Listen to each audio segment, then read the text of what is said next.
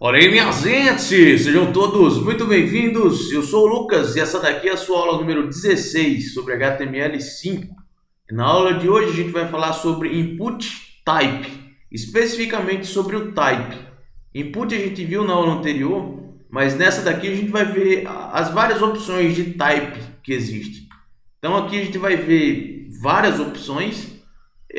Type, né, inputs existem vários tipos como button, checkbox, color, date, time local, email, file, month, number e vários outros, né? Password, radio, range, reset, submit, tell and text. Então aqui a gente vai ver esses vários tipos, né? Especificamente a gente reservou 11 types mais utilizados para essa aula e a gente vai ver um pouco mais aprofundado sobre eles, né? Existem vários exemplos na internet, mas a gente vai trazer alguns aqui. Então vamos lá, né? Começando com os três primeiros, né? A gente já viu um pouco sobre checkbox e esses outros dois são novos, né? Color e date.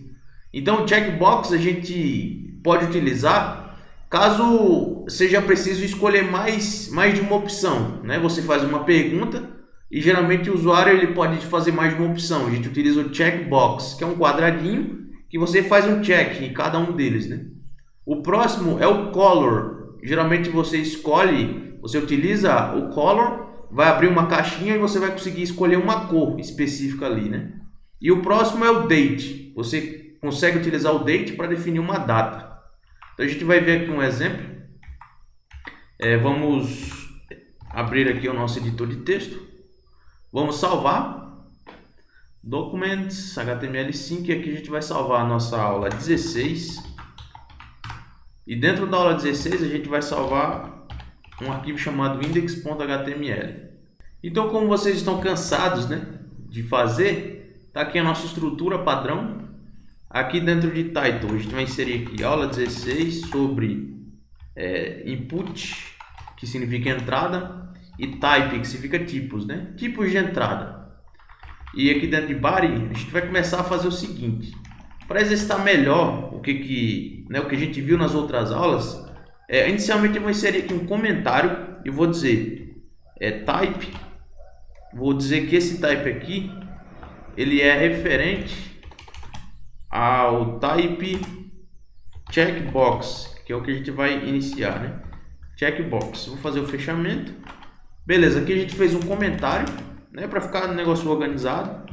Como a gente vai ter várias divs, né, dessa daqui, é legal a gente ter um comentário para informar o que aquele bloco ali significa, né? Então aqui a gente criou uma div. Dentro dessa div a gente vai criar inicialmente um H1 para informar, né? Aqui eu vou fazer algo desse tipo, type checkbox. Essa informação aqui é como se fosse, na verdade, é a informação que a gente vai inserir dentro dos types, né? Então, beleza. Iniciando aqui o label, que a gente viu na aula anterior sobre isso. Fechei aqui o label. Aqui dentro, eu vou inserir o for, que daqui a um pouco eu vou preencher o valor dele. Mas aqui eu vou colocar um input, o type dele vai ser igual a checkbox, certo? O nosso ID, por exemplo, aqui a gente pode fazer o seguinte. Esse checkbox, a gente pode tratar ele como personalidade, né? Todos nós temos uma personalidade. Aqui a gente vai trabalhar um pouco com isso. Name, esse name aqui ele vai receber, por exemplo, o ID. Vamos receber aqui, na verdade, esse for a gente pode chamar do seguinte. A gente vai falar sobre personalidade, esse aqui vai ser o nosso name. Mas aqui a gente vai fazer o seguinte. Tem pessoas que são calmas, né? Então, personalidade calma. Então, vamos colocar aqui calmo. Lembre que o ID sempre tem que fazer referência ao for. O name é como se fosse o grupo, né? É o grupo do checkbox que a gente está criando. E por último, a gente pode definir o valor. Ou seja, quando a gente enviar esse formulário, na teoria isso aqui seria um formulário. Quando a gente enviar isso daqui vai para o servidor e o que vai ser salvo no banco de dados é o que está dentro de value, né? Então dentro de value a gente vai colocar aqui calmo também, né? Que é a personalidade. E o próximo a gente vai inserir 4 personalidades dessa, né? aqui na frente a gente vai informar, né, que é calmo.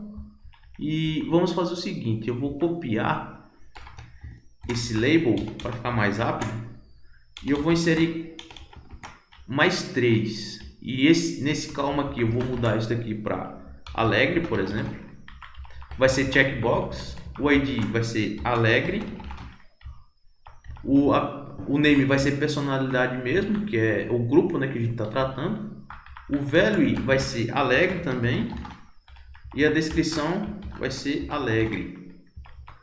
O próximo, por exemplo, alegre pode ser inteligente, sei lá, inteligente. Esse inteligente a gente vai inserir também aqui no nosso ID. Personalidade o name é personalidade, que é o grupo. O value a gente vai inserir aqui inteligente. E por último, aqui também a gente vai dizer que é inteligente, né, que é a descrição. E por último, o nosso último checkbox seria, por exemplo, otimista. Otimista, uma pessoa otimista, né? O ID também vai ser otimista. O name pode ser personalidade, né, que é o nosso grupo. O value vai ser otimista. E por último, o valor vai ser otimista. Certo? Salvando isso daqui, vou vindo aqui na nossa pastinha, aula 16, dando 2 cliques, a gente vai ver que isso daqui foi o que a gente criou. Então perceba que são 4 opções, são checkbox. Então eu posso selecionar mais de um, né? Naturalmente eu posso fazer isso sem problema nenhum. Então isso aqui serve para quando a gente pode escolher mais de uma opção, né, para uma pergunta.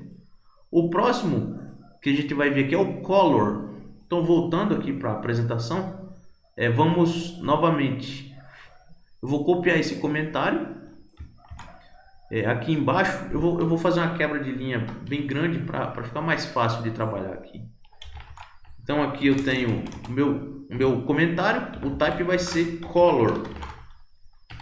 Aí dentro desse color eu vou criar uma div e vou fazer o fechamento dela. E aqui dentro eu vou criar aqui um H1, que é um título. Aqui eu vou chamar de type color. Eu vou fazer o fechamento aqui, H1. E aqui dentro eu vou criar a minha label com o meu atributo for, que já a gente volta preenchendo ele. Aqui dentro eu vou fazer o fechamento da label. E dentro da label eu vou criar o meu campo de input, que o type dele vai ser igual a color. O ID, a gente vai definir um ID para ele, por exemplo, pode ser cor. E o name pode ser cor também. E nesse caso aqui não precisa de value, né? Fazer o fechamento. E aqui a gente vai chamar isso aqui de cor. Perceba que o type é color, porque é em inglês e esse é o nome do atributo, né? Então, vamos informar aqui cor, por exemplo. Ou melhor, vou informar antes, né? Vou informar aqui em cima. Vou chamar isso aqui de cor. E eu vou salvar para a gente ver como que isso aqui vai se comportar, né? Perceba que ao recarregar o browser, né, a gente tem aqui a nossa nova div e aqui a gente tem a opção, né? Então clicando a gente pode escolher, por exemplo, a cor, né, a cor que a gente quer. Então é para isso que serve, né, o atributo color. O próximo é date. Então vamos aqui inserir novamente. Eu vou copiar esse bloco para ficar mais rápido. E aqui eu vou fazer o seguinte. Dentro desse comentário eu vou inserir aqui o type. É o date, que significa data, né, em inglês. O nosso H1 vai receber aqui, né, o type date, né, para informar no início do bloco, né, que a gente está falando desse cara. O label vai receber aqui dentro do for, vou colocar data. E aqui eu vou colocar data, por exemplo. O type do nosso input vai ser date, né, que é data em inglês. O ID vou chamar de data, né, com A no final, lembre-se disso. E o name também, data. Então esse daqui é o bloco referente ao type date, né? Então quando a gente salvar e voltar lá no navegador, a gente vai perceber que o formato do nosso input ele é diferente, né? Ele possui aqui um formato de mês, é porque aqui a minha máquina está em inglês, aí ele pega mês, dia e ano, né? Mas normalmente vai aparecer dia, mês e ano e assim por diante. E clicando aqui, perceba que ele abre um calendáriozinho que você consegue escolher e ele já preenche a data aqui pra gente. Então é dessa forma que funciona, né, o type date. Voltando aqui, a gente vai ter mais 3 types, né, que é o date time local, que nesse caso, diferente do anterior, aqui a gente consegue formar a hora junto, né?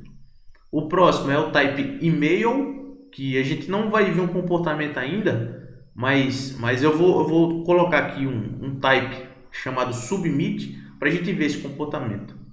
E o próximo é o input type file, né? Que o file a gente consegue anexar. A gente consegue ir no sistema de arquivo do computador e consegue anexar um arquivo, uma foto, alguma coisa do tipo, né? Então é para isso que serve. Então vamos aqui dar uma olhada desses 3 caras, né? Voltando aqui para o nosso editor, que eu vou copiar novamente. Eu vou fazer um Ctrl V aqui. E aqui a gente vai chamar de date time local, né? Porque esse daqui é um novo type, né? Date time local. E aqui eu vou colocar data, tudo junto, data e hora. E aqui o type eu vou colocar date time traço local. Aqui novamente eu vou colocar data e hora. E no name também, data e hora. Aqui no nome da label eu vou colocar data e hora. E vou salvar. Então perceba que aqui a gente adicionou o type date time local.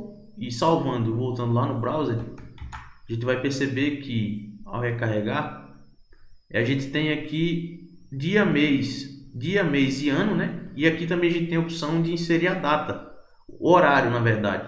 Então, clicando aqui, a gente consegue definir o dia e a gente consegue também alterar a hora. Perceba que vai mudando aqui, né? Hora, minuto, se eu estou tratando de antes da manhã ou após amanhã, AM, PM. Então é assim que funciona também o tipo data e hora, né? Se a gente quiser inserir data e hora no nosso formulário. O próximo seria o e-mail, né? E-mail e file. Então vamos aqui inserir o e-mail. Então novamente vou fazer a cópia disso daqui. E aqui no comentário eu vou colocar aqui que eu estou me referindo a e-mail, né? Nesse momento. Aqui eu vou inserir que o type é e-mail, no label da mesma forma, e aqui eu vou colocar e-mail. O type ele vai receber aqui um e-mail normal, o ID mesma coisa e o name a mesma coisa. Então aqui eu acabei de inserir um bloco que é referente ao e-mail, né? Eu vou aqui inserir aqui mais um input. Vou até inserir junto. Esse input é um input para que a gente veja como que o e-mail funciona, né? Porque se a gente só deixar ele dessa forma, ele não vai fazer o tratamento. Então aqui eu vou inserir um outro type chamado de submit. Só isso eu vou fechar. Se eu salvar e voltar aqui no browser, né? Recarregar, a gente vai ter um campo de texto normal, como a gente está acostumado. Aqui eu vou inserir qualquer coisa, vou clicar em submit. Então perceba que quando a gente não coloca o arroba, né, e se a gente colocar o mouse em cima, ele vai aparecer ali uma mensagem, né, informando, por favor, inclua um arroba, né, no endereço de e-mail. Ele está falando ali que está faltando um arroba. Então quando a gente insere um type como e-mail, ele faz essa validação, né? Ele percebe que não tem um arroba, que é o padrão do e-mail, e ele informa, né? Ele não deixa a gente enviar um formulário se não tiver dentro do padrão, né? Se não tiver validado. Então é para isso que serve o e-mail. O próximo seria file, né? Então aqui a gente vai adicionar novamente. Vou copiar aqui esse bloco. Aqui eu vou fazer o seguinte, aqui eu vou inserir o file significa arquivo, né? Então aqui eu vou escrever file, que seria o type que a gente vai usar. No label a gente vai escrever arquivo, não tem problema, arquivo em português mesmo. Aqui eu vou colocar anexo, geralmente isso serve para anexar, né, um arquivo. Aqui eu vou fazer o seguinte, eu vou colocar file, aqui eu vou escrever arquivo, né, que foi o nome do for que a gente definiu lá em cima. E aqui também arquivo. Aqui eu vou tirar esse submit que não precisa. Então aqui a gente acabou de criar aqui um bloco, né, de anexo de arquivos, né? Então salvando, voltando lá, a gente vai ver como isso se comporta. Atualizando, a gente vai ver aqui, ó, type file, e ele criou um botãozinho, né? Choose file, ou escolha um arquivo. Aí fala no file chosen, nenhum arquivo escolhido. Então aqui a gente pode clicar e, por exemplo, aqui ele vai abrir o nosso editor, o nosso sistema de arquivo. E aqui, por exemplo, eu vou pegar essa primeira foto. Então perceba que agora sim ele tem aqui o screenshot, alguma coisa .png. Então é dessa forma que a gente carrega um arquivo para o nosso browser, né, para o nosso navegador. E daqui a gente faz todo o tratamento, né? A gente manda isso para um servidor ou faz alguma coisa do tipo. Então é dessa forma que funciona o DateType Local, e-mail e file, né? O próximo são mais três. É o month, o number e o password. O month ele serve para, é como se fosse o type de data, só que ele serve só para a gente escolher o mês e o ano, né? Nesse cara aqui a gente não consegue definir um dia nele, é só o mês e o ano. O number a gente já viu, né? A gente só consegue inserir números, não consegue inserir letras nem caracteres especiais. E o próximo é o password, que quando a gente vai, por exemplo, fazer um login em algum lugar, o cadastro, a gente quando vai inserir a senha, ele só aparece as bolinhas, né? Ele não aparece o número ou o caractere que a gente está escrevendo. Então aqui a gente vai dar uma olhada nesses três caras, né? Então aqui eu vou copiar novamente e vou colar, né? Então aqui vamos fazer o seguinte. Aqui primeiro é o month, né? Que é mês, significa mês, né? Então aqui a gente vai escrever month, o for, né? Que é do label, né? A gente vai escrever aqui mês, não tem problema, pode ser em português, por enquanto, né? O anexo que a gente vai escrever o mês.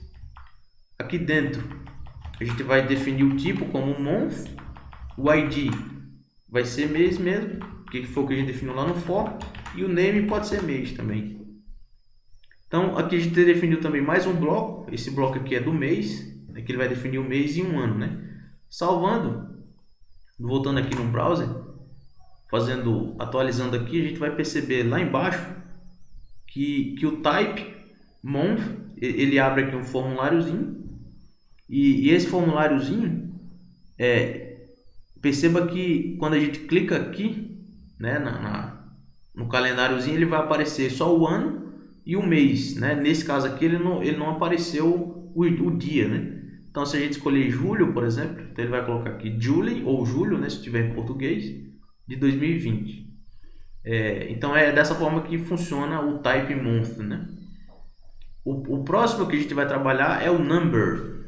Então se a gente vier aqui, copiar esse bloco e dar um Ctrl V aqui embaixo, então a gente aqui tem um number a gente já deu uma olhada como é que funciona. A gente vai inserir aqui o H1 number. No for a gente pode colocar número, por exemplo, e aqui vamos colocar número, que é o label, né? No type a gente vai chamar isso aqui de number. No ID também, o número, na verdade. E no name, número também. Então esse daqui é o bloco que a gente utiliza para criar um campo de número, né? Um campo numérico. Então salvando, voltando aqui no browser e atualizando, a gente tem aqui um type number, né? Então a gente tem aqui o número, só que eu estou aqui clicando o teclado alfanumérico e não está aparecendo nenhuma letra ali. Agora eu vou clicar no teclado numérico e perceba que eu consigo inserir números agora. E se eu clicar aqui nas setinhas, então ele vai decrementando e incrementando, né? Então é dessa forma que funciona o type number. E o próximo que eu vou inserir é o password, que significa senha, né, em português. Então é o password. E nesse password eu vou colocar aqui o H1 como o nome, né, dele, password, o label como senha. Aqui eu vou colocar a senha. O type dele vai ser password. O ID vai ser senha também, como a gente definiu no for. E o name também senha.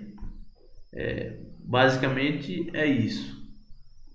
E se eu salvar e voltar aqui para o nosso browser e recarregar, aqui agora a gente tem o type password, senha. E se a gente escrever alguma senha aqui, perceba que ele está colocando umas bolinhas, né? Ele não mostra a senha, né? Porque para isso que serve, né? Quando você precisar fazer um formulário que precisa inserir uma senha, você utiliza o type password, que é para isso, essa é a finalidade, né?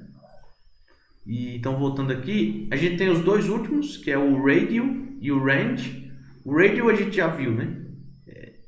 Diferente do checkbox, que a gente pode escolher mais de uma opção. O radio geralmente tem duas opções e você escolhe uma ou outra, né? Por exemplo, isso é muito útil para um formulário. Você precisa escolher o sexo, né? Masculino, feminino e assim por diante. E o próximo é o range. O range você consegue definir, arrastar através de uma barrinha de progresso. Você consegue arrastar maior, menor, para definir alguma coisa que precisa estar dentro de um range, né? Ou de 0 a 100%, algo assim. De 0 a 10, uma nota, algo assim, né? Então a gente vai dar uma olhada como esses dois caras funcionam. Copiando aqui novamente o último, aqui eu vou fazer o seguinte, o primeiro é o radio. Então aqui a gente vai fazer o seguinte, aqui a gente vai passar o nome que é o radio.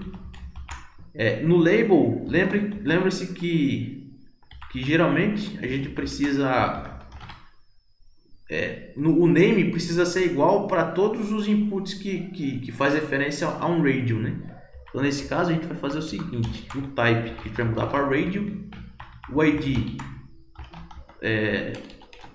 na verdade o label vai receber masculino, porque a gente quer tratar disso, o ID vai ser masculino, o name nesse caso aqui, ele vai receber sexo, né? Porque esse cara ele vai fazer, é o grupo, né? É como se fosse o checkbox, mas nesse caso aqui funciona bem parecido.